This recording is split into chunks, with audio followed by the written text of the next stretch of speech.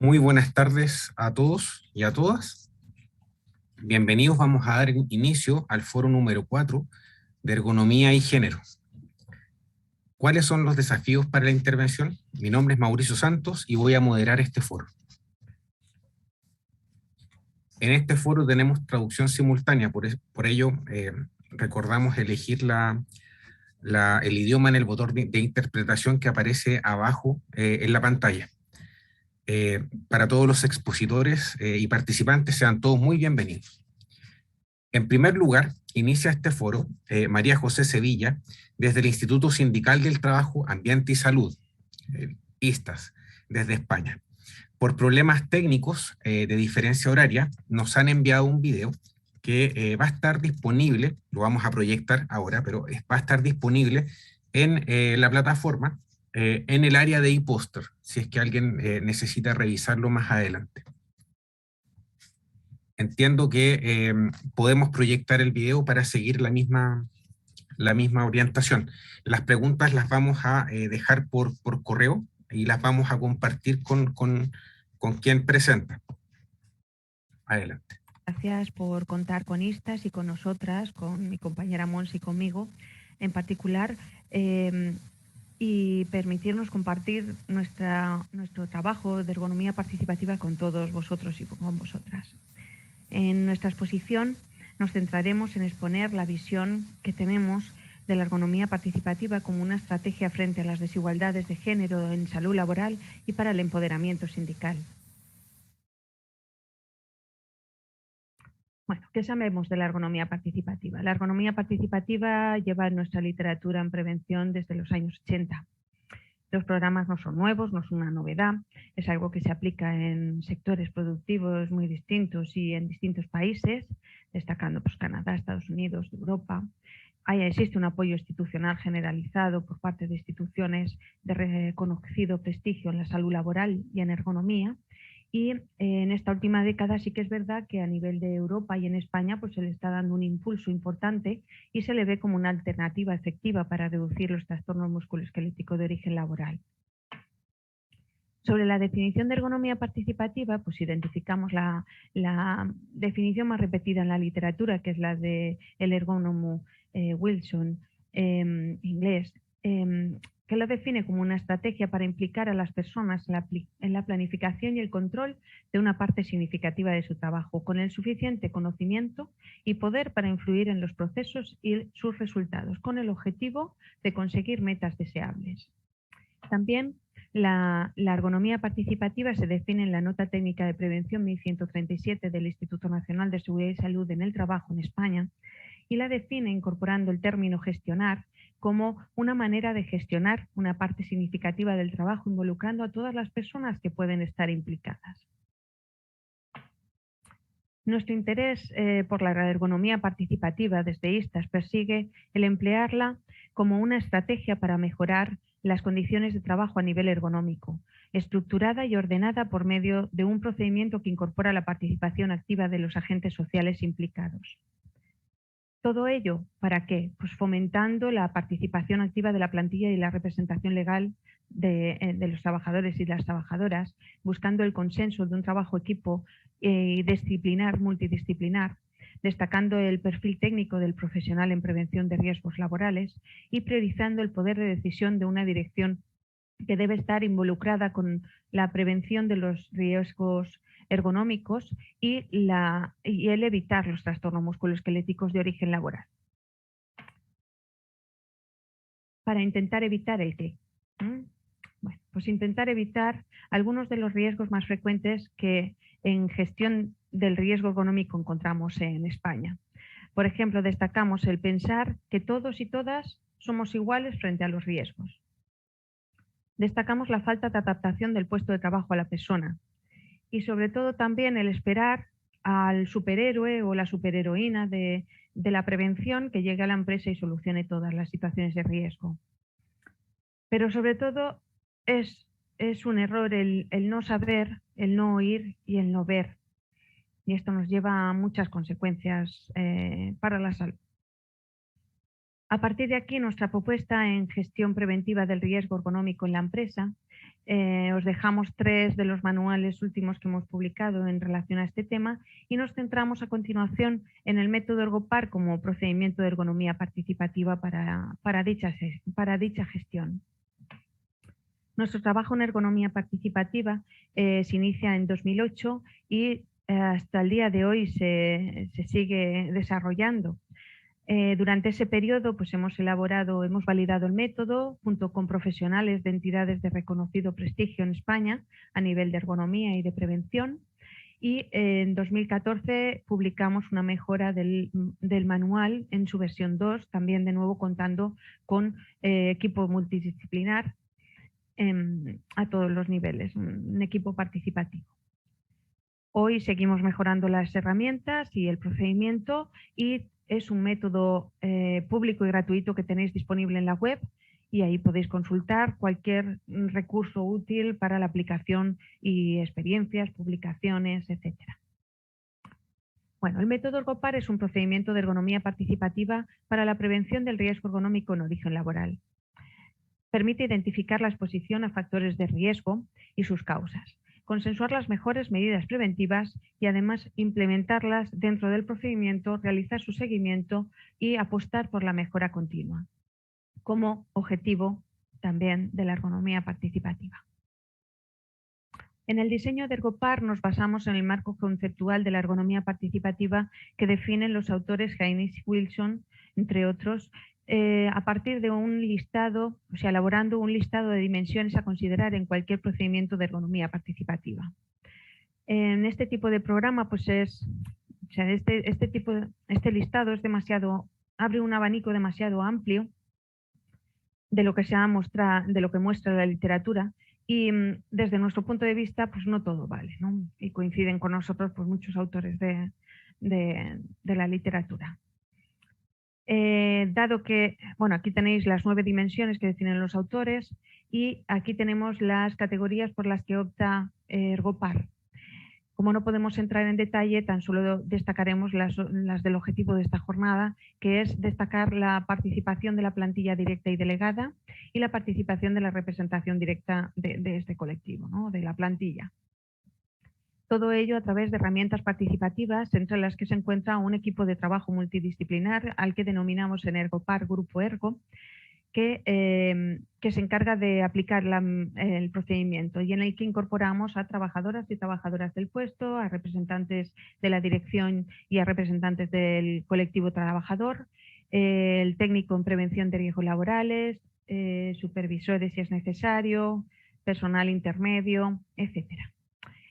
Otras de las herramientas participativas es la propia formación, los cuestionarios de identificación de factores de riesgo, la observación directa, pero siempre no individual, los grupos de discusión y los círculos de prevención. Y sobre la toma de decisiones destaca el papel del Comité de Seguridad y Salud en esta toma de decisiones, en la que es un órgano paritario en el que participan representantes de la dirección y representantes de la empresa, del colectivo trabajador, y las propias decisiones operativas que toma el grupo de trabajo, el grupo Ergo. Ergopar para el empoderamiento sindical y actuar frente a las desigualdades de género. ¿Cómo lo hacemos? Pues bueno, lo hacemos a partir de 4 características clave que tiene el método y que pasamos a detallar muy brevemente. Las personas que desarrollan el puesto analizado participan directamente y de manera delegada a través de sus representantes legales. Esta característica nos facilita una participación activa para el empoderamiento sindical. El análisis de los riesgos ergonómicos de los puestos de trabajo en jornada completa y teniendo en cuenta todos los factores de riesgo presentes en todas las tareas que se realizan en la jornada. Esto nos facilita un análisis conjunto de las tareas y una identificación real de los factores de riesgo. Y es muy, muy importante, porque es uno de los errores que identificamos en las evaluaciones en nuestro país. Genera un informe de resultados sobre factores de riesgo ergonómicos y daños prioritarios por cada colectivo de personas con idénticas o similares condiciones de trabajo. De manera que obtenemos esta solución. O sea, esta característica nos permite analizar las condiciones por colectivos y poder identificar desigualdades de género y poder actuar. Esta es la clave que nos va a permitir este objetivo. Y la última característica clave es el considerar la interacción de los factores de riesgo biomecánicos junto con otros muchos agravantes de las lesiones musculoesqueléticas, como son los factores psicosociales de la organización del trabajo, los ambientales, el entorno laboral y las variables individuales, entre las que de nuevo incorporamos el sexo.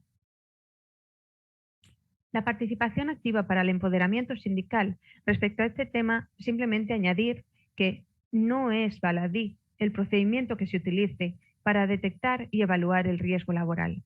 Es muy importante y es también esa descripción detallada de los puestos lo que necesitamos para poder tener una información real. Esta afirmación viene de un trabajo realizado para la Confederación Sindical de las Américas de mucho interés a nivel de participación de los trabajadores y trabajadoras en la salud laboral. También una publicación sobre el empoderamiento de los trabajadores y trabajadoras en la salud laboral, que tenéis aquí, y donde se evidencia la importancia de la capacidad de decisión, tanto en el Comité de Seguridad y Salud como en los grupos de trabajo. Y por último, la publicación que hace la Agencia Europea de Seguridad y Salud en el Trabajo, apostando por el método Ergopar como herramienta práctica y útil en la prevención del riesgo económico y también destacando su enfoque participativo. Ahí tenéis también los enlaces para consultar. Respecto al análisis del conjunto de tareas del puesto de trabajo y para una identificación real, hacíamos mención a esos factores individuales y sobre todo a la importancia de no analizar tareas aisladas. Hay muchas evaluaciones que tan solo se centran en tareas que se desarrollan durante 2 horas, cuando los daños a la salud de ese colectivo de personas trabajadoras se produce por el cúmulo y la suma de los factores de riesgo a lo largo de toda la jornada laboral, no de una tarea, sino de una suma de tareas y de exposiciones. Respecto al análisis de las condiciones de por colectivos para identificar las desigualdades de género, sobre todo destacar que esta creación de colectivos homogéneos que permita identificar colectivos feminizados y colectivos masculinizados permite analizar la exposición a factores de riesgo biomecánicos, identificar molestias y dolor musculoesqueléticas, las más destacables, haciendo visible, muy importante, las desigualdades y pudiendo entonces buscar soluciones participadas de nuevo.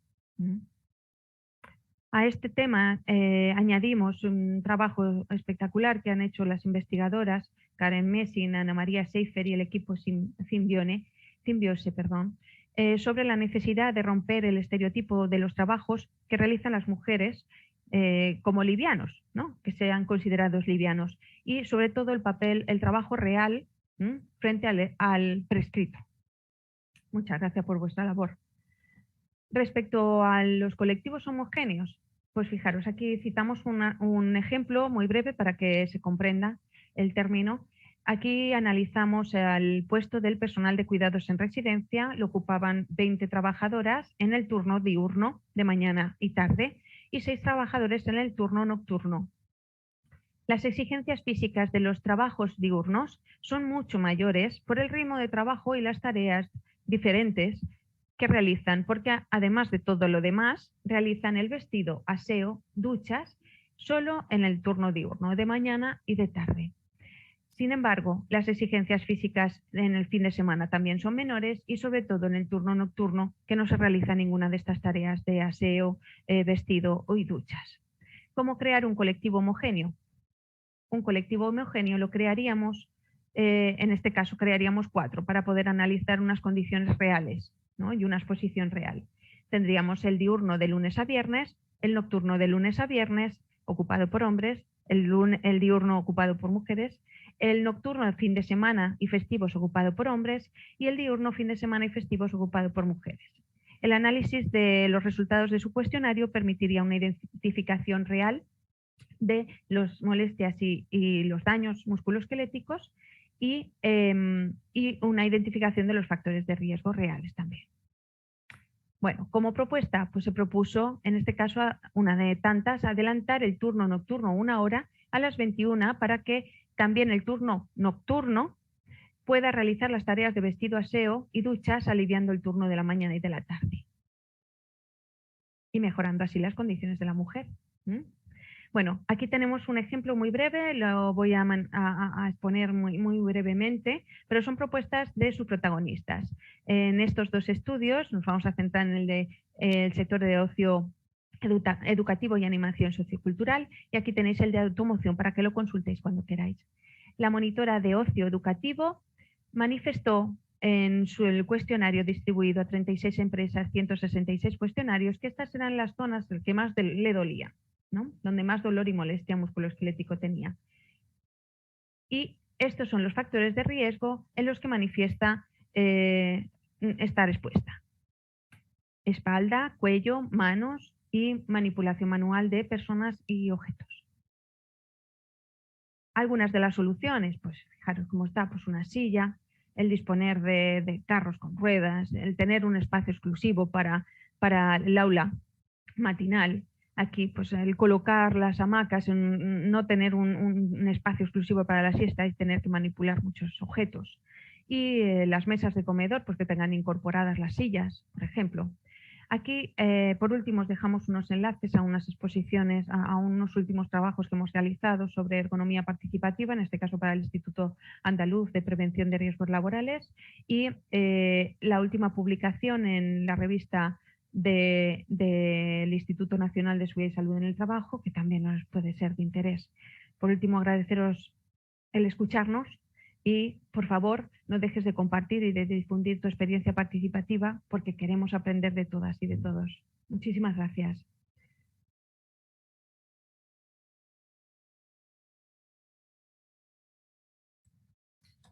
Bien, agradecemos a María José Sevilla. Recordemos que ellos, por un problema técnico, enviaron el video por la diferencia horaria. Este video va a estar disponible en la plataforma en el e-póster. Seguimos entonces con el programa. Nos toca ahora presentar a Pamela Astudillo Cornejo con el tema Educando en Pandemia. ¿Cuáles son las diferencias de género en las condiciones de trabajo de las profesoras y profesores? Son 15 minutos, Pamela. Vamos a estar atentos al tiempo. Todo tuyo.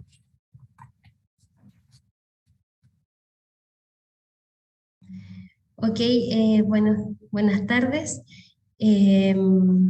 Bueno, esa es una de las investigaciones en las cuales comencé hablando hoy día en la tarde, la cual pretendo profundizar un poco en esta ocasión. Es indudable que el sector de la educación en Chile se ha dado una transformación importante a causa de la situación de pandemia que hemos estado viviendo. Y hay una falta de evidencia respecto a las condiciones de trabajo ergonómicas y de género. Este cambio que vivió la educación en nuestro país ha generado en muchos profesores y profesoras el cambio de representación de una actividad laboral que se desempeñaba en las condiciones como ven ustedes en la fotografía de referencia, con una despliegue en una sala de clase muy distinto a lo que nos pasó, lo que le pasó a la educación en Chile y en el mundo en la situación de pandemia, que fue la realización del teleestudio o la teleeducación, que se entiende como el teletrabajo al cual estuvieron sometidos muchos profesores en ese contexto. Bueno, los objetivos de esta investigación eran describir las condiciones laborales entre las escuelas en Chile en un contexto pandémico y también identificar los efectos de salud general a causa de los trastornos como problemáticas musculoesqueléticas, de salud psicológica y también la interferencia entre el trabajo y la familia. Dentro de esto, el estudio que se desarrolló fue un estudio transversal descriptivo, mixto con enfoque de investigación-acción y basado en el modelo de la situación laboral centrado en la persona en actividad de Nicole Vecina, mediante el enfoque del análisis ergonómico de la actividad laboral y la integración del género. El tipo de muestreo fue por conveniencia, y del tamaño muestral fue un N de 220 participantes en total.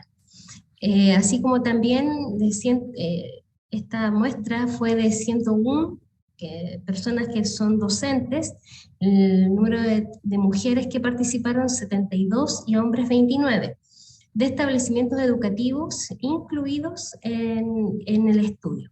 ¿Ya? El centro de trabajo, podríamos decir, son 4, 3 son liceos, principalmente, 1 escuela especial y fueron 3 de Copiapó y 1 de Santiago. Ya el instrumento que se utilizó en estas encuestas en líneas que se realizaron fueron de 172 preguntas, en las cuales se incorporaron cuestionarios de salud general, de Goldberg, también el cuestionario nórdico, musculoesquelético, el cuestionario sobre condiciones en los establecimientos educativos, con un apartado específico relacionado al teletrabajo, y también las verbalizaciones con los trabajadores durante los talleres, también entrevistas que se le hicieron a los profesores y profesoras durante la intervención ergonómica preventiva que se realizó. En general, los resultados que encontramos en relación a las condiciones ergonómicas muestran diferencias estadísticamente significativas para la condición lugar sin privacidad, con molestias e interrupciones con un 37,9% para los hombres y un 64,4% para las mujeres. Es considerado lo más agravante para el desempeño de la actividad de trabajo dentro de los hogares, ya que claramente un lugar como el hogar, en la casa de la persona, no es un lugar para desarrollar el trabajo, ¿ya? Y en la mayoría de las condiciones consideradas ergonómicamente inadecuadas para el teletrabajo en casa, la tendencia es que la prevalencia de este tipo de condiciones sea desfavorable mayoritariamente para las mujeres. Ya encontramos en general que esto le afectaba esta condición a hombres y a mujeres, pero principalmente era mucho más elevado en el caso de las mujeres. Y es así como vemos en esta tabla que la mayoría de los trabajadores, hombres y mujeres, se encuentran sin accesorios para el teletrabajo. Mouse inalámbricos, por ejemplo, auriculares, alza notebook, teclado externo, reposapiés, auriculares y micrófonos, y en general, en todos los casos, los trabajadores no recibieron ningún tipo de formación ni recomendaciones ergonómicas para el teletrabajo. ¿Ya? Solamente se realizaron pequeñas formaciones que eran autogestionadas por ellos mismos para poder saber cómo utilizar las plataformas de conexión, por donde desarrollar las clases, por ejemplo, o algunos tipos de dispositivos técnicos que son de uso gratuito, por ejemplo, los relacionados con los de Google. Y eso era como lo que más ellos sentían. Además, muchos profesores, no voy a entrar en detalles de la población de profesores y profesoras que están en la escuela en estos momentos, pero sí pertenecen a una generación que no nació con los computadores, no nació con la tecnología, por lo tanto muchos de ellos se quejaban mucho de las dificultades que para ellos representaban estas nuevas herramientas tecnológicas y las problemáticas sociales y también psicológicas a causa de que los estudiantes se burlaban muchas veces de su poca iniciativa, poco uso, poca familiaridad con las distintas plataformas para la teleeducación, lo cual también afectaba a los profesores. En general, la mayoría de los profesores, y mujeres y hombres, informan constantemente estar bajo estrés, por ejemplo, y también sentirse tristes o deprimidos. Esto corresponde a eso. Por ejemplo, en el caso de las mujeres, considerar un número importante de ellas con la pérdida de sueño. En el caso de los hombres, la falta de concentración importante. Por otro lado, constantemente bajo tensión, incapacidad para disfrutar la vida diaria, en el caso de hombres y mujeres, la incapacidad para afrontar problemas propios personales, y nos resalta de una manera muy importante, a lo cual es importante atender, el tema de el sentirse triste o deprimido, ¿ya? En el caso de las mujeres. Por otro lado, otro aspecto como la categoría de infelicidad, también resalta, o sea, el malestar acumulado frente a esta condición de trabajo generó también ese tipo de respuestas. Indudablemente el trabajar desde los lugares de trabajo, no tener un momento de división o separación de lo que es del trabajo y lo que es de la casa, del hogar, desempeña un papel fundamental en las reacciones psicológicas que pueden tener mujeres y hombres en los lugares donde se dio este teletrabajo. Y es por eso que, según la puntuación de psicopatología que podemos encontrar entre hombres y mujeres, podemos observar que entre las mujeres el número es importante, presente con síntomas mucho más de 7 o más en el caso de ellas. Y en cuanto a el punto anterior respecto al tiempo promedio dedicado a las tareas del hogar en días laborales, no considerando fin de semana, entre hombres y mujeres, podemos observar que para la categoría nada no hace las tareas del hogar, corresponde un 3,4% en el caso de los hombres. Y para las mujeres, por ejemplo, lo más significativo que podemos observar aquí, entre 1 hora y menos de 2 horas en la semana, correspondería a más de un 40% del tiempo.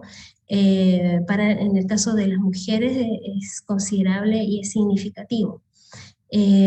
Por otro lado, más de 2 horas al día también es significativo en el caso de las mujeres, ¿ya? Pero quisiera relevar un aspecto que es relacionado con las verbalizaciones que las mujeres, y en este caso las profesoras, nos decían en las entrevistas respecto a la actividad de trabajo en pandemia. Es que relaciona los afectos, son muy importantes.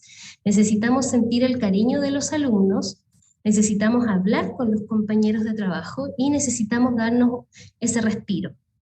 Otra trabajadora, sin el apoyo familiar era difícil, entonces la familia también era un tema importante, ¿ya? Apelando al equilibrio familiar, el equilibrio social o el equilibrio psicológico que podían tener respecto de la actividad de trabajo, y también cómo el apoyo familiar ayudaba a mantener ese equilibrio interno. Por otro lado, otra mujer nos dice, bueno, en varias conversaciones que hemos tenido con los profesores, los temas importantes son la incertidumbre, la ansiedad, la frustración, la angustia por no tener certeza sobre lo que se nos viene, o lo que se nos viene. No sabemos cuándo va a terminar esto, que nos mandan una indicación y luego la cambian. Estamos constantemente en ese cambio permanente y eso genera ansiedad. O sea, estas respuestas, estos efectos ante una actividad estresante en la cual ellos están viviendo o vivieron también, porque ya a partir de septiembre, octubre ya comenzaron a cambiar los contextos en las escuelas, están empezando a abrirse las escuelas para que vayan pequeños grupos de a poco a las escuelas públicas, y comienza a normalizarse, ¿ya? Claramente dentro de los determinantes del trabajo de los profesores está la organización del teletrabajo, los distintos tipos de clases asincrónicas, sincrónicas, el contexto inusual para la realización del trabajo, los distintos dispositivos técnicos, ausencia de dispositivos técnicos y la naturaleza de la actividad de estos trabajadores. La actividad requiere una comunicación oral centralizada y habilidades de comunicación con los distintos actores, ya sean alumnos, compañeros, docentes, etc. Y esto determina las diferentes situaciones críticas que demandan esfuerzos, ya sea emocionales, cognitivos, de los trabajadores de la educación. Por otro lado, a pesar de las exigentes condiciones de la actividad laboral en las escuelas, no son una prioridad para la gestión en salud y seguridad del trabajo. El contexto laboral de pandemia transformó la actividad laboral, y aunque las condiciones ergonómicas para el teletrabajo son igualmente malas para hombres y mujeres, las más perjudicadas en esto han sido las mujeres, debido a las constantes interrupciones que hemos vivido o han vivido las mujeres producto de este tema del confinamiento. Y finalmente en la actualidad se encuentran trabajando de esta forma con poquitos estudiantes, pero ya comenzando a normalizar un poco el trabajo en las aulas. Eso sería mi presentación. Muchas gracias. Muchas gracias, Pamela. Muy interesante la presentación. Destacar el espacio para los afectos, siempre se olvida eso. Continuamos con la programación. La siguiente presentación corresponde a Felipe Mujica, que es de la Universidad Federal de Paraíba, con el tema acoso moral en el trabajo y su relación con las construcciones de género. Felipe, ¿estás por ahí?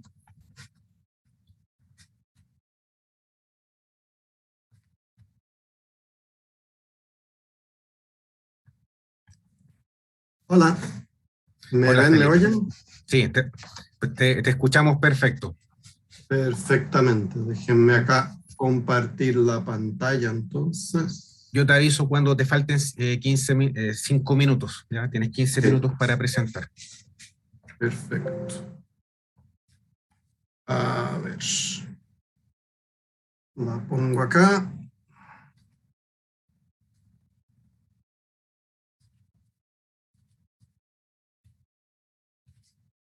Va.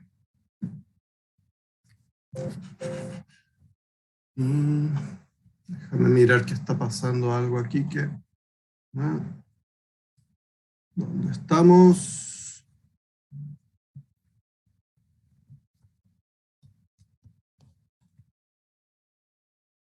¿Se ve? Perfecto, se ve bien y se te escucha bien. Ya, entonces acá vamos. Bueno, la presentación que tengo para ustedes sobre un estudio que fue desarrollado en el nordeste de Brasil sobre acoso moral y y relación con el trabajo, construcciones de género y todo más, ¿ya? Y este estudio les voy a presentar primero la introducción, después materiales y métodos, resultados de discusión y conclusiones, consideraciones finales y todo más.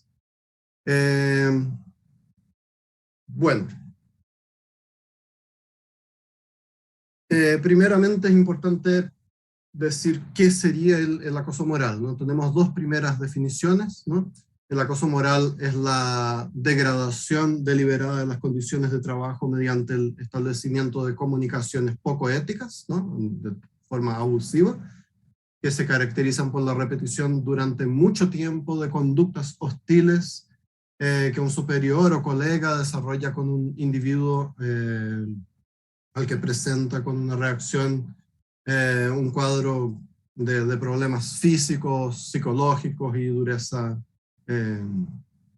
social y todo más, ¿no? Una otra definición importante que tenemos es que toda conducta abusiva que se manifieste principalmente a través de conductas, palabras, actos, gestos y escritas que puedan lesionar la personalidad, la dignidad, la integridad física o mental, poner en peligro su trabajo o degradar el entorno laboral, ¿no? Después de traer estas dos definiciones, entonces mostrarles el objetivo de este estudio específicamente, ¿no?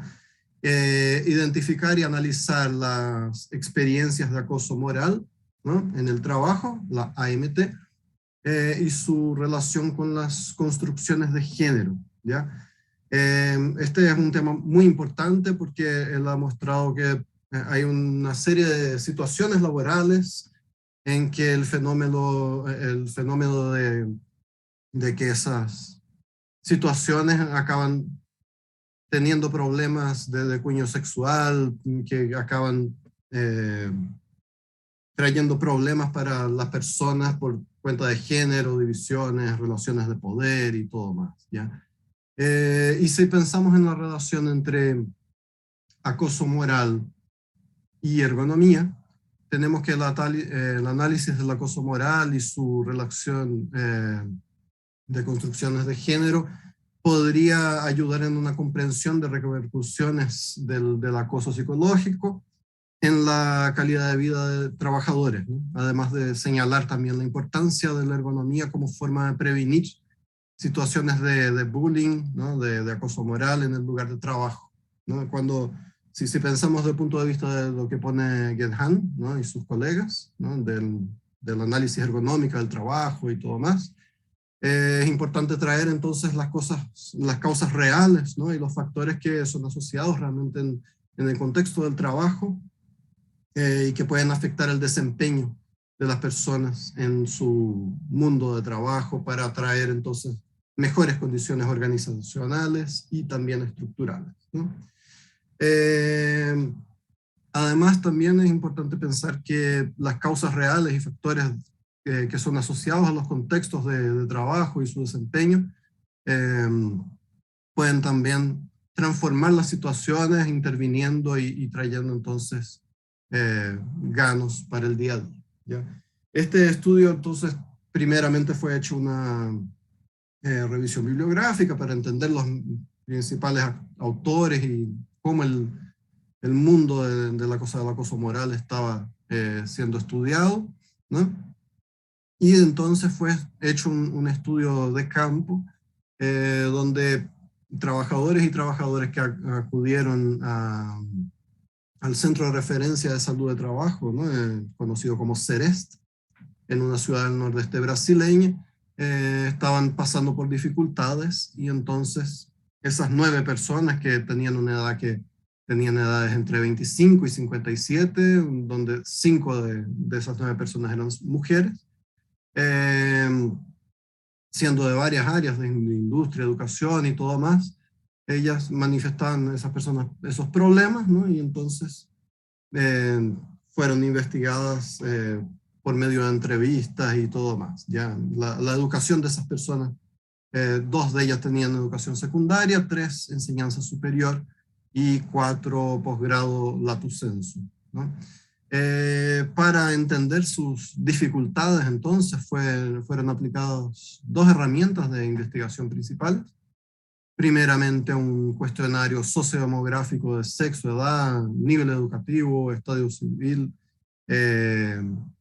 cargo, campo de actividad y tiempo de cargo, y una entrevista semiestructurada, individual y online. Todo esto fue hecho a distancia en el tiempo ahora pandémico que estamos viviendo, ¿no?, para descubrir las motivaciones para el ejercicio de la profesión, ¿no? Había un guión con preguntas, ¿no?, que ayudaban a entender esto, junto con también las funciones desempeñadas, las dificultades y limitaciones en el trabajo, relaciones con superiores y pares, el placer y el sufrimiento en el trabajo, además de las relaciones entre salud y enfermedad, ¿ya?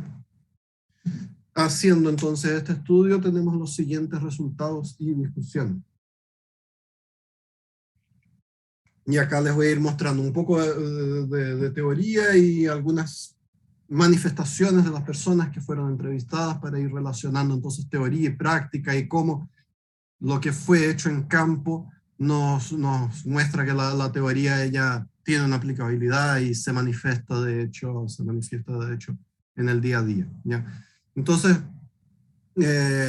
son 3 cosas. Primeramente, la cosa de división sexual del trabajo, y acoso moral y relación con las configuraciones de la feminidad. Después vamos a dar un poco de la cosa de virilidad masculina y todo más, y otros problemas también, ¿ya?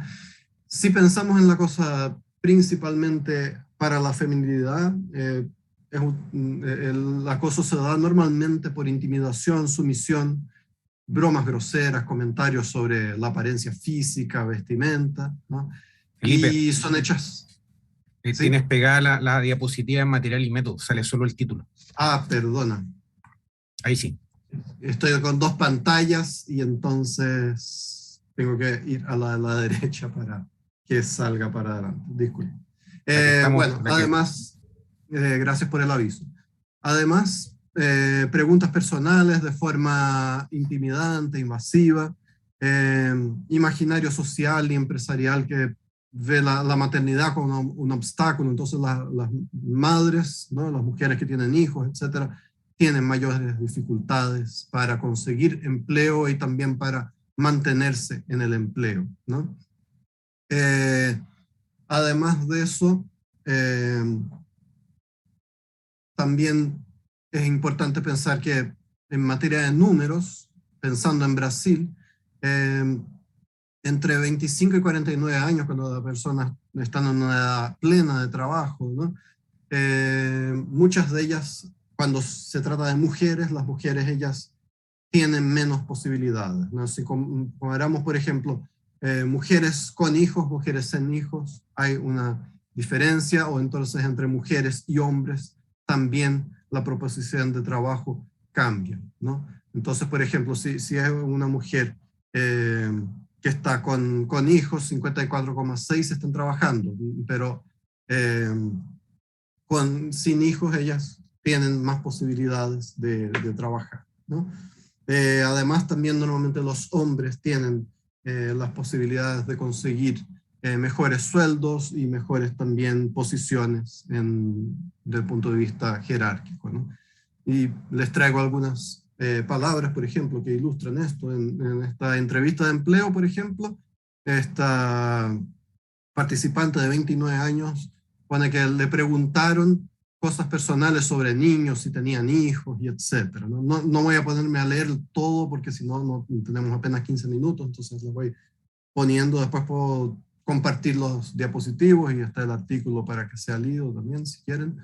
En otra ocasión acá, por ejemplo, una chica se le acerca el superior inmediato a su oído y le dice que era muy bonita para estar en la posición que está, que ella podría, si quisiera, por ser bonita, conseguir un cargo mejor y etcétera. Una cosa extremadamente agresivo, ¿no? De una forma muy desagradable, ¿no? Aquí también un otro participante, aquí en la cosa Felipe, del femenino. ¿Sí? ¿5 minutos? Se quedó pegada de nuevo. Ah. Acá. Sí. Ahí. Aquí. Así como las mujeres sufren con eso, también está la cosa del femenino para los hombres, ¿no? Entonces, por ejemplo, acá había uno que le echaban chistes, ¿no? Porque tenía un estilo afeminado, entonces lo llamaban de cosita, le ponían apodos y una serie de cosas, ¿no? Todo porque él era gay, etcétera, ¿no? Entonces, una serie de problemas en relación al femenino, sea mujer, sea hombre, sea afeminado, etcétera, trae una serie de desventajas en el mundo laboral, ¿no? Del punto de vista de masculinidad hegemónica, de la necesidad de demostrarse como alguien con una virilidad, y ahí está bien, también está el bullying en relación a eso, ¿no? Es común el aislamiento, los comentarios desagradables, ¿no? Una serie de cosas sobre mantener bien a la familia, mantener su posición digamos, de macho alfa, entre aspas, ¿no? De tener que imponerse en la sociedad, ¿no? Entonces, este ejemplo, por ejemplo, de este trabajador que después que nació su hija, ¿no?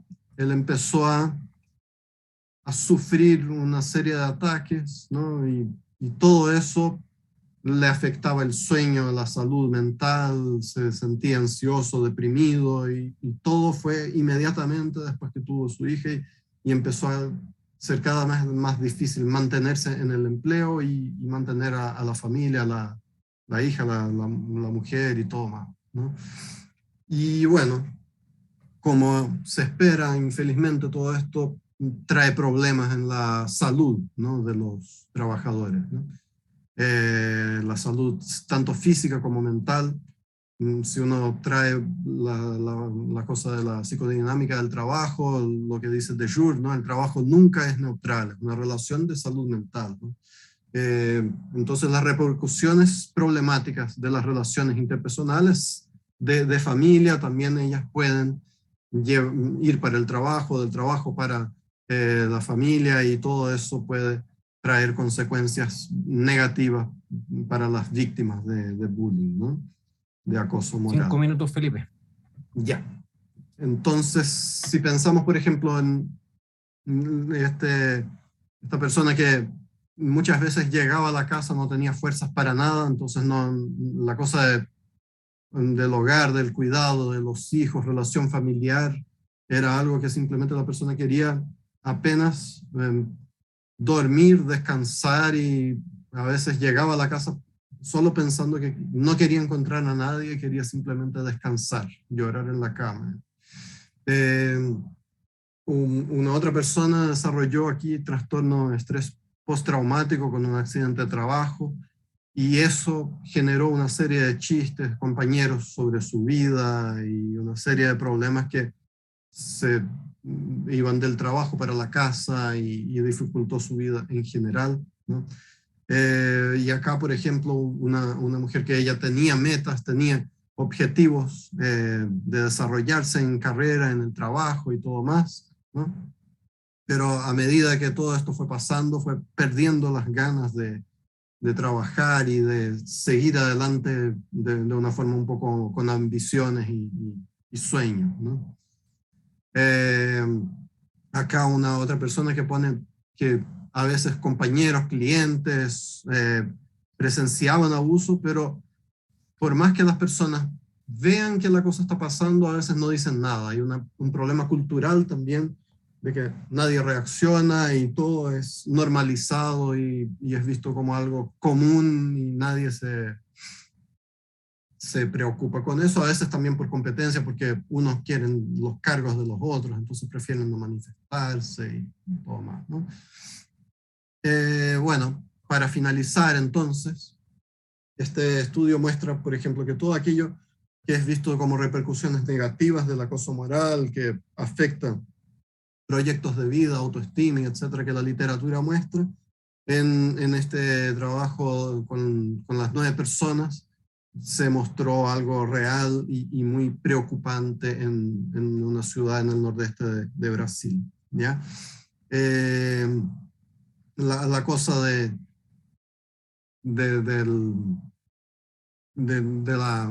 acoso moral en el trabajo, entonces, tiene preocupaciones, tiene repercusiones que la ergonomía podría empezar a tratar de todo eso, ¿no? Es importante entonces que la dimensión de género, de todas esas cosas de hombres, mujeres y las variedades del punto de vista también de preferencias, ¿no?, y todo más, sean respetados de la mejor forma posible para evitar estos problemas que acarretan hasta cosas relacionadas con la salud mental y física muy serias, ¿no? Además de promoción de bienestar, desarrollo y la realización de las personas a través del trabajo, ¿no?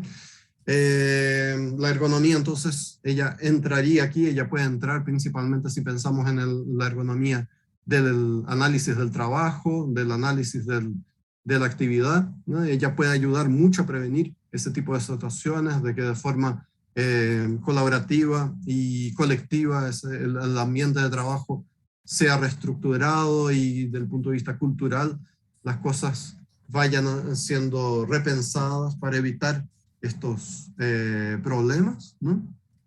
Y el rediseño entonces del proceso, del lugar de trabajo, todo eso, la ergonomía ya podría entonces promover cambios y entonces disminuir estos problemas de efectos negativos presentes que pueden venir por cuenta de toda esa cosa del acoso moral en el trabajo, desde entender lo que pasa hasta actuar también para mejorar las situaciones, ¿no? Entonces me despido de ustedes mostrando aquí algunas principales referencias bibliográficas, ¿no? Entre ellos, desde autores que investigan la cosa del acoso moral hasta algunos grandes autores que conocemos del área de ergonomía, ¿no? Y muchas gracias por la atención. Muchas gracias, Felipe. Continuamos con el programa. Ahora presentamos a Carlos Ibarra Villanueva de la Universidad de Atacama con el tema Vigilancia y normas técnicas de trastornos musculoesqueléticos. ¿Existe equidad de género en el cumplimiento normativo? Carlos, tienes 15 minutos. Te aviso cuando me quedan 5. Los últimos 5. Gracias.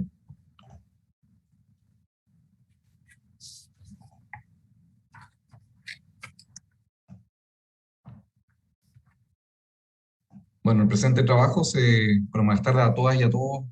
Intermitentemente estoy interviniendo, así que me olvido de repente saludar. Estamos ya un poco al final, todos cansados, pero me imagino que con mucho también regocijo de lo que se ha podido apreciar en las distintas presentaciones.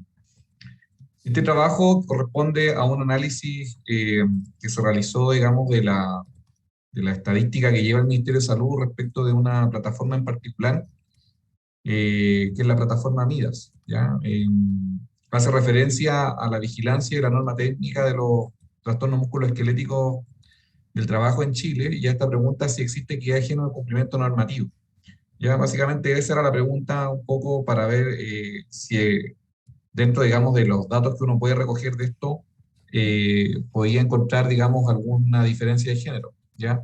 Me tocó encabezar ese proyecto junto a Gabriel Portal cuando estaba en el Ministerio de Salud, hace ya algunos años, donde se incorporó esta metodología a través de también la incorporación de tecnología móvil, en este caso el uso de tablet y la estandarización de algunos procesos de la autoridad sanitaria, que entiendo hay muchos de ellos conectados aquí, así que espero que esto también les sirva para retribuir un poco lo que ellos hacen, mostrar los resultados y por qué son tan importantes recoger.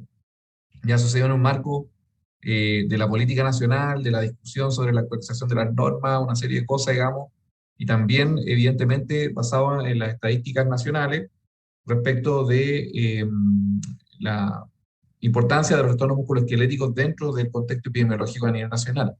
Ya esto también, los trastornos musculoesqueléticos en Chile, al menos en el proceso de los coloquios que se hicieron para la política, representan una de las primeras 5 demandas sociales de los trabajadores en cuanto a su reconocimiento. El objetivo de este trabajo es describir cuantitativamente el nivel de cumplimiento de esta normativa a partir de los datos registrados en el control que realiza la autoridad sanitaria a nivel nacional y determinar si existen condiciones de inequidad en el cumplimiento de la norma sanitaria. El estudio es observacional, analítico, de tipo descriptivo, cuantitativo y retrospectivo desde el punto de vista de la base de datos del sistema MIDAS del MinSal, a partir de todos los datos recogidos entre el año 2017 que se implementa este método, este sistema, hasta el 2020 incluido, ¿ya? Se analizan las materias de incumplimiento que aparecen en la norma, que están referidas en estos instrumentos de fiscalización que están estandarizados a nivel nacional, sobre la base de un total de 3.912 empresas fiscalizadas en ese periodo.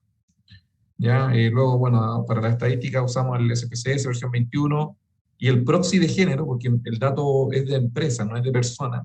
El proxy de género se utiliza el criterio de feminización de la empresa, es decir, cuando hay más de un 50% de mujeres dentro de la empresa, y el tamaño según las características, digamos, que define el Código del Trabajo en Chile, así como otros datos.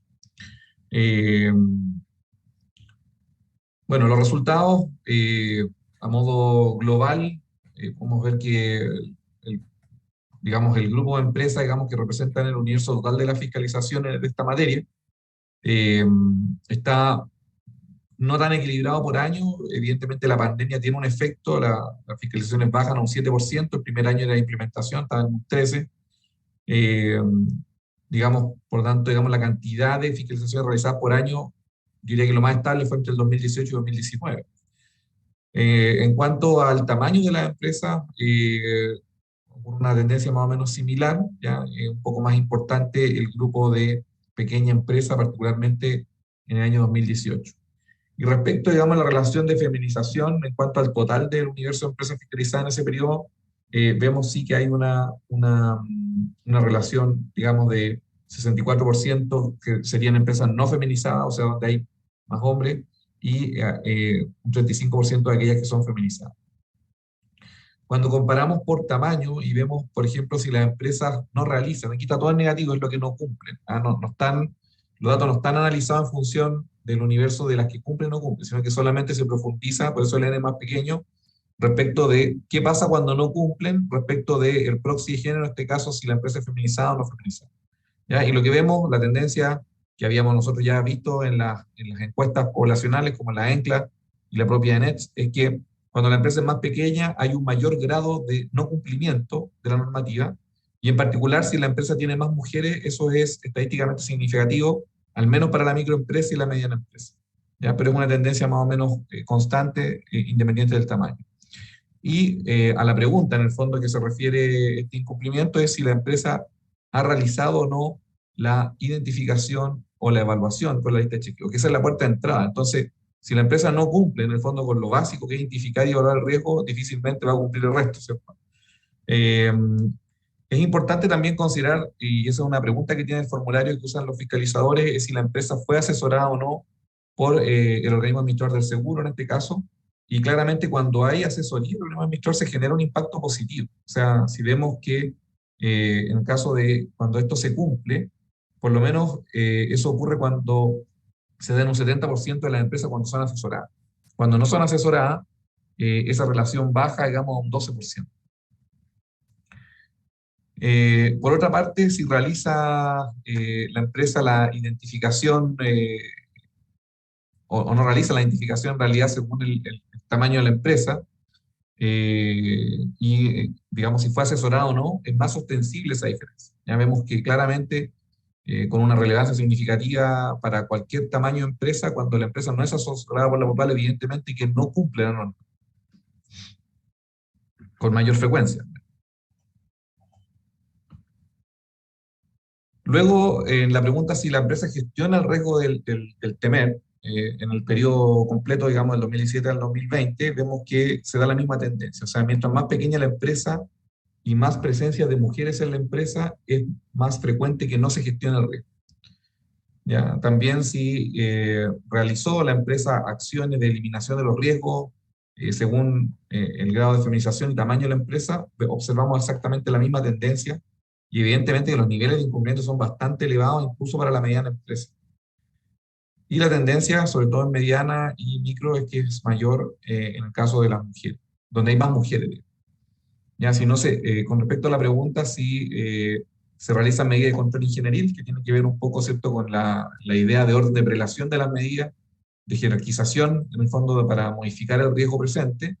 Esto no se realiza, y aquí ya es un poco más estable la tendencia en que cercano a indicadores del 90%, digamos, cuando hay mayor cantidad de mujeres en la empresa, esto no se cumple. ¿Ya? Se observan diferencias estadísticas en el tamaño pequeño y el tamaño mediano de la empresa.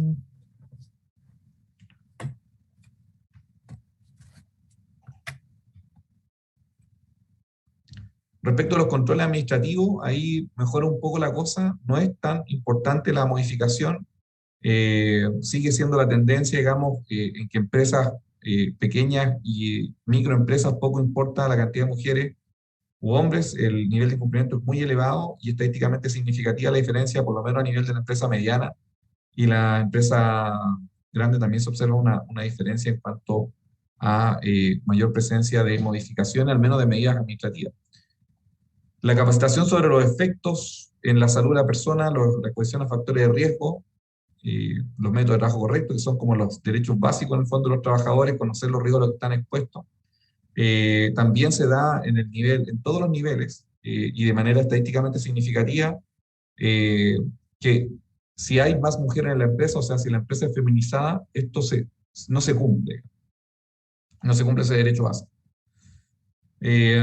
Por otra parte, respecto del porcentaje de empresas que tienen puestos de trabajo a nivel de riesgo rojo, ¿ya? Que para las personas que son de otros países, en Chile, cuando se aplica la lista de chequeo que dice la norma, que es la lista de chequeo que viene de la norma ISO 11228,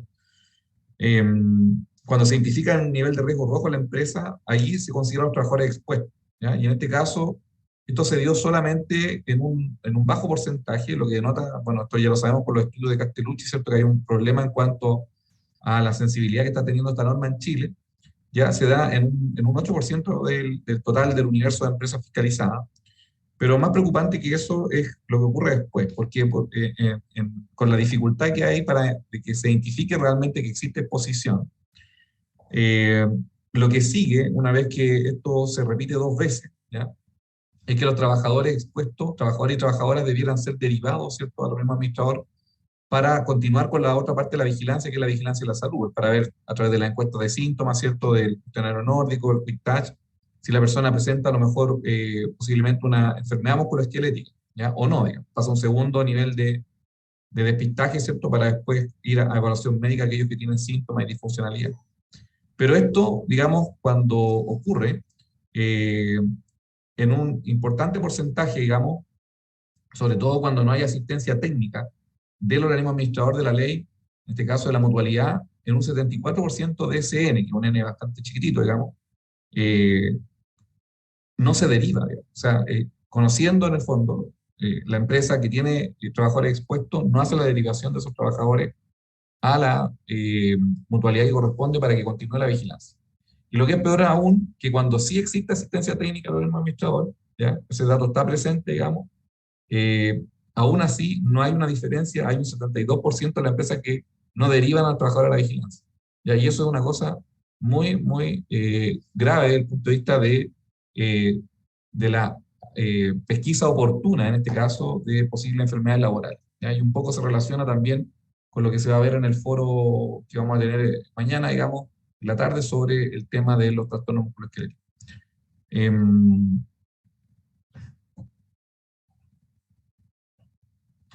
Como conclusiones, tenía repetida diapositiva, así que paso a la siguiente.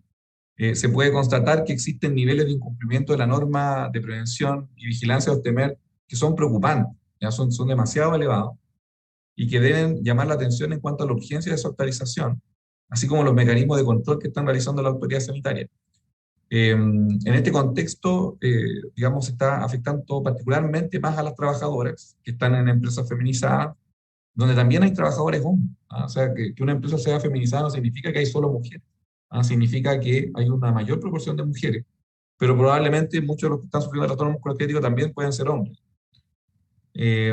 Por lo tanto, así como aquellos que trabajan en empresas más pequeñas aún, ¿ya? Y este bajo nivel de implementación no está generando una movilización de la empresa a realizar intervenciones ergonómicas. Y ahí viene un poco el vínculo con el tema de la ergonomía. Este trabajo en particular tiene más bien un análisis de encuestas, más de tipo epidemiológico, pero vincula una norma que está bastante, digamos, cercana, ¿cierto?, a aquello que está generando mayor demanda de intervención en las empresas, y retomando un poco lo que presentaron en el plenario, tanto Karen como Marila Bert, nos muestran en el fondo estas estadísticas que son más macro, que si bien existe un avance, por ejemplo, en cuanto a tener normativa, en cuanto a tener política, no estamos viendo que eso logre un impacto importante y se siguen presentando inequidades de género en el cumplimiento de la norma. Quizás una de las cosas, bueno, ahí está la referencia, pero una de las cosas, se me quedan algunos minutos, Mauricio, ¿no? ¿Estoy bien? ¿O ya se me pasé?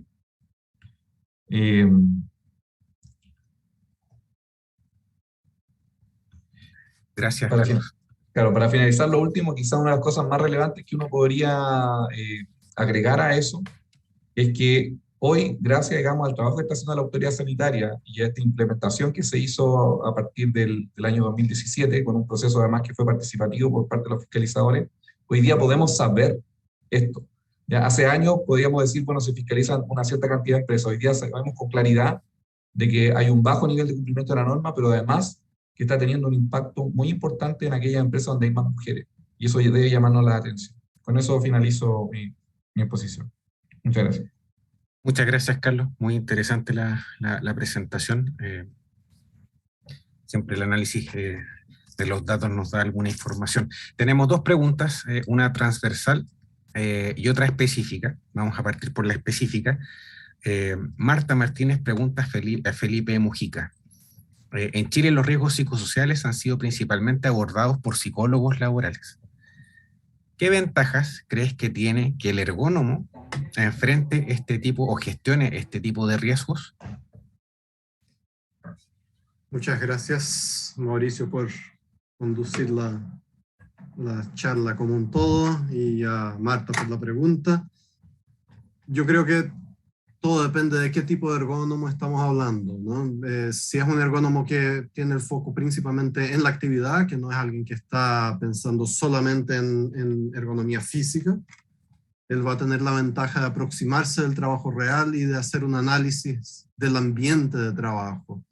Yo creo que en la verdad el mejor profesional para hacer algo así no es solamente un psicólogo, solamente un ergónomo, pero de preferencia si es un psicólogo especialista en ergonomía de la actividad, que además de tener el conocimiento como psicólogo, ¿no? Y de salud mental y todo más, también tenga conocimiento del mundo del trabajo y tenga la capacidad de aproximarse, de hacer las entrevistas, de aproximarse a los trabajadores y entender el mundo del trabajo de forma bastante real, y no simplemente de una forma clínica, conversando con las personas individualmente, que no resolvería la situación como un todo para transformarla. Entonces, esa es mi visión, mi punto de vista como ergónomo, y el conocimiento que tengo. Yo creo que ese es el mejor escenario para resolver estos problemas. Muchas gracias. Gracias, Felipe. Pregunta para todos los panelistas.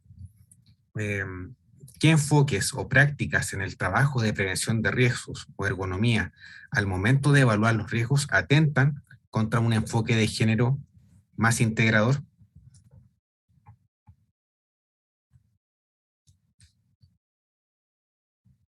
Ahí yo creo que estamos todos pensando. La idea ahí es que... Pamela levantó la mano. Correcto. Pamela, por favor. Bueno, yo agradezco la pregunta en realidad, porque nos permite ir analizando ese aspecto de distintos aspectos, de distintos ámbitos. En primer lugar, creo que un enfoque desde la gestión de la prevención de los riesgos debe hacerse de una manera sin pensar que existe una homogeneidad en el grupo de trabajadores.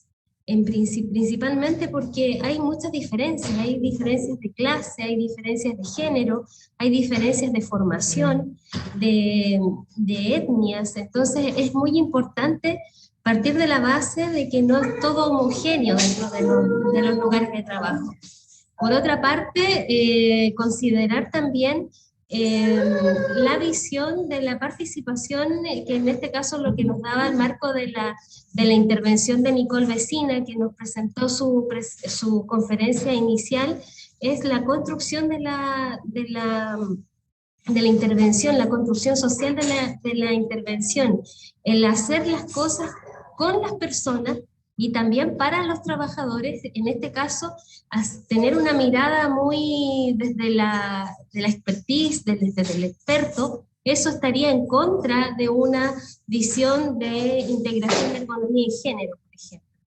Y eso impediría también el desarrollar conocimiento desde los lugares de trabajo tecnológico que aportaran realmente al desarrollo de los lugares de trabajo. Sí, a mí me gustaría complementar algo de eso. Sí, Carlos. Sí, en particular, evidentemente que concuerdo con lo que plantea Pamela, y bueno, también aprovecho de felicitar a Felipe. La verdad es que ha sido una tremenda contribución la que han hecho ustedes a este congreso, así que estamos muy, muy agradecidos. Con respecto a la pregunta, digamos, ¿qué enfoque o práctica en el trabajo de prevención o ergonomía? Al momento de evaluar, yo diría que atentan en contra de un enfoque más integrador, y es una cosa que todos vivenciamos. Yo, en la primera formación que tuve en ergonomía, también veía las cosas de ese modo, ¿ya? Es que muchas veces existe esta cosa que está más bien, bueno, que está en el discurso, evidentemente, el tema de género es importante, pero a la hora de evaluar los riesgos, asimilamos a que todos son iguales, ¿ya? O sea, no no tomamos en consideración. Es como, bueno, pero si yo evalúo el puesto de trabajo, no evalúo si son hombres o mujeres, o si tiene, o que tiene que ver este impacto en la división sexual del trabajo o estos otros elementos. Entonces, no nos perdemos quizá, centrándome un poquito como en una práctica no, que uno podría decir que podría cambiar, ¿cierto? Que un poco lo que busca este Congreso, es que no hay una aproximación sistémica hacia ver el trabajo, sino que simplemente nos centramos en una dimensión, a veces particularmente en una dimensión física, y más en particular aún en Chile, yo diría, con un uso excesivo de instrumentos, digamos, que tienden a invisibilizar estas diferencias, ¿ya? Hay una fuerte influencia, yo creo que este tema lo vamos a tocar en el foro de mañana, en la tarde. Hay una fuerte influencia, sobre todo de las normas de estandarización, como la ISO y todo eso, pero en la práctica, la ergonomía requiere de muchos elementos que también son cualitativos, que son la observación, que son la entrevista, que son la profundización en la comprensión del trabajo, que muchas veces dejamos de lado, producto de la aplicación de estas normas, porque además están reguladas. Entonces, yo lo que quise intentar mostrar recién es una actividad que no hacen los ergónomos, es la actividad que hacen los fiscalizadores que no tienen el rol de intervenir en la empresa, tienen el rol de controlar, ¿cierto? Si está presente o no está presente el tema. Y por tanto que eso genera una movilización en la empresa, y evidentemente que el ergónomo tiene que jugar un rol después. Pero lo que vemos muchas veces es que el rol que se juega tiene más bien con decir, bueno, si el riesgo está presente o no está presente. Y no necesariamente cómo se distribuye la exposición en este caso, qué elementos determinan la actividad finalmente. Ya que es ahí donde nosotros tenemos mayor expertise, los ergónomos. ¿Ya? En ver, bueno, cuáles son los determinantes de la actividad de trabajo que está moderando esa exposición. ¿Ya? Hoy día ni siquiera sabemos cuál es la exposición. O sea, solamente estamos sabiendo que no se está identificando la exposición. Y si no se está identificando y además sin tomar en consideración aspectos de género tan básicos como ver, por ejemplo, sectores más feminizados, menos feminizados, evidentemente que estamos muy atrasados. Yo eso quizá podría decir, al menos por la experiencia en Chile, ya que tenemos una deficiencia importante en bajar del discurso, en este caso ya a la práctica y a la intervención, concretamente incorporando estos enfoques que vieron con Karen Messing, con Marila Berch, con Pamela, ¿cierto? Lo que presentó también Felipe, son elementos muy importantes. Me gustaría complementar Felipe. lo que puso Pamela, por ejemplo, de los grupos homogéneos, que no existen, la verdad, pero se buscan, ¿no? Porque, como puso Carlos, hay normas, hay números, hay cosas que son exigidas, ¿no? Pero el mundo del trabajo, infelizmente, no son puros números, y se trata de poner en números, a veces, por ejemplo, para que las cosas sean hechas rápido, para que se pueda padronizar y que en todas partes sea igual, siendo que las personas no son iguales. Entonces, es imposible homogeneizar algo que no es homogéneo. Es imposible transformar en número algo que no es solamente número. Si uno piensa, por ejemplo, en esas cosas de acoso moral y etcétera, eso es algo muy de calidad, no de cantidad. Y las cosas culturales, todas esas cosas que no se puede ver de forma numérica y física, a veces se esconden, ¿no? Se dejan a un lado porque son más difíciles de tratar, pero no podemos desviarnos de ellas. Ellas existen, son evidentes, y no es apenas un puesto de trabajo, es la situación de trabajo, es la actividad donde hay personas con herramientas, con ambientes, y todo eso está integrado, y es importante evaluarlo todo como un conjunto, como un sistema, y no apenas las cosas de forma numérica y que sean transformables en relatorios, lógico. Hay que hacer documentos, y no hay como no hacerlos, pero de cualquier forma es importante que sea considerado esos otros aspectos que normalmente por velocidad y por entregar algo rápido las personas simplemente las ignoran, ¿no? Sí, en eso que plantea Felipe, la verdad que fue muy interesante porque, bueno, nosotros esto siempre lo discutimos con Pamela, ella es psicóloga además, entonces es evidente, estamos viendo, yo mostré el tema musculoesquelético, pero el tema psicosocial también se aplican encuestas, y se trata como también de llevar un tema como a la exposición higiénica, ¿ah? Como que si los grupos de exposición similar en el fondo van a responder a aquella demanda que evidentemente que es importante para las políticas públicas, que es conocer en el fondo, el tema de los grandes conglomerados de personas que están afectados de algo. Pero nuestro rol, digamos, como ergónomos, no es quedarnos en eso. O sea, es comprender que la aproximación epidemiológica es una cosa, la intervención es otra, la integración del género implica, evidentemente, la interacción con el objeto de observación, ¿no? No puede ser solo encuesta. Yo relevo mucho que tú sacaste extracto. El tema de las aproximaciones mixtas son muy importantes. Yo creo que en eso estamos todavía carentes, por lo menos por este lado del continente, en ir desarrollando más ese tipo de aproximaciones en ergonomía. Muchas gracias, Carlos. Muchas gracias, Pamela, Felipe. Nos hemos pasado 6 minutos de la programación. Sin duda, este tema es necesario seguir discutiendo. Bueno, de hecho, la idea del foro precisamente es motivar también a los asistentes profundizar en este tema. Recordar de que va a quedar disponible el video de María José Sevilla en la plataforma, si alguien lo quiere disponer de él. Y nada, pues estos temas no son para finalizarlos dentro de este foro, al contrario, la idea es que estos espacios nos permitan seguir buscando espacios de desarrollo. Muchas gracias a todos los panelistas. Antes de dar cierre a esta actividad, recordar que mañana a las 9 parte el foro plenario número 5 de fiabilidad y error humano. No sé, Carlos, si quieres agregar algo antes de cerrar parte de la programación.